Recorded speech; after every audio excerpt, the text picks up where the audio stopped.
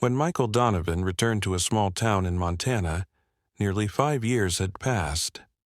It had been 3 years since he ended his duty in Afghanistan and stepped into civilian life, but he still felt like a stranger in his own country.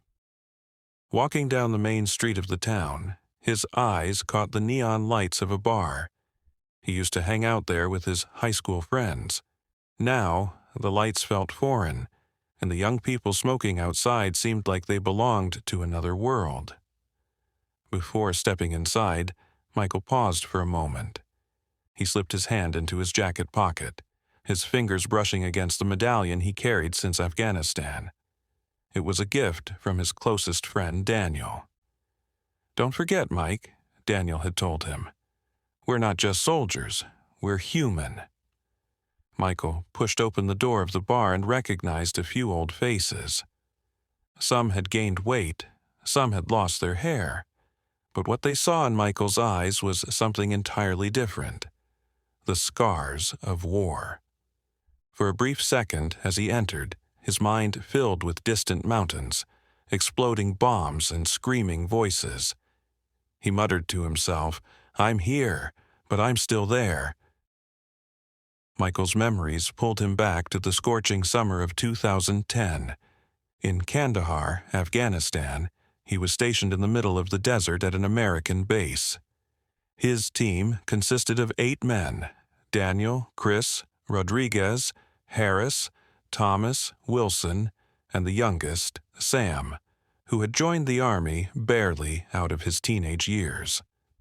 Their mission was to gather intelligence in a Taliban-controlled village and then evacuate civilians to safety. The heat reached nearly 120 degrees, and dust filled their lungs. That day, while on patrol, Michael looked up at the sky and thought, "How can such beauty exist in the middle of so much death?" When they reached the village, nothing went according to plan. At first, there was silence. No children playing in the streets, no women baking bread by the ovens. Daniel leaned in and whispered, "Feels like the calm before the storm." Just then, a huge explosion tore through the center of the village. The ground shook, a cloud of dust rose. Wilson had stepped on a mine, his body torn apart instantly. Michael's ears rang, but his instincts kicked in. He shouted at his comrades, ordered them to take cover.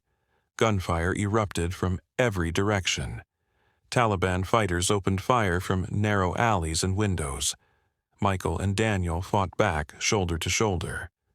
"The only way we get out of here is together," Daniel said. The battle raged for hours. The sun was high, but even the shadows smelled of blood. Rodriguez was shot in the chest, collapsing to the ground. Harris tried to drag him to safety but was hit in the head and killed instantly. Michael felt his heart screaming, but no tears came. The war had long dried them up. Eventually, air support arrived. The sound of helicopters filled the sky, and the enemy retreated. What remained was a unit that had lost 3 men. Looking at Rodriguez's blood-stained uniform, Michael felt hollow. Daniel put a hand on his shoulder. "If we stay here, we'll die." We have to move. Weeks later, they were sent on another mission, this time at night. Their objective: destroy a Taliban weapons depot. Deep inside, Michael felt something terrible was about to happen. On the way, he asked Daniel, "Do you think we'll ever make it out of here alive?" Daniel smiled. "If we don't, at least we'll be side by side." The operation started smoothly. Michael led the way, the others followed.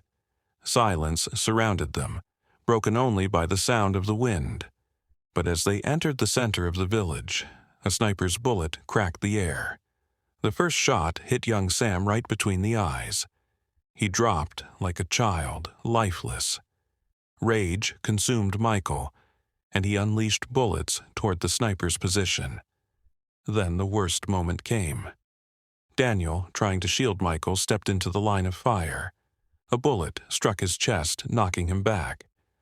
Michael caught him in his arms, hearing his final words. "Mike, don't forget.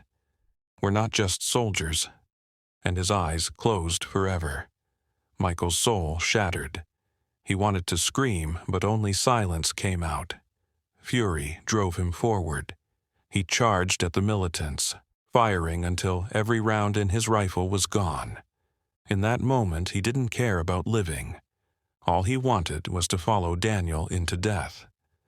But fate had written another ending. The depot was destroyed, the mission successful, but victory meant nothing. The bodies of his friends lay side by side, and Michael knew a piece of himself would remain there forever. As Michael sat in the bar, these memories replayed in his mind. A few old friends came over to greet him, but he only nodded. Words couldn't describe the storm inside him. He reached into his pocket, pulled out Daniel's medallion, and clenched it tightly. His eyes watered. "I'm still there," he thought. He stood up, left the bar without saying goodbye. Outside, under the cool Montana night, he looked up at the stars.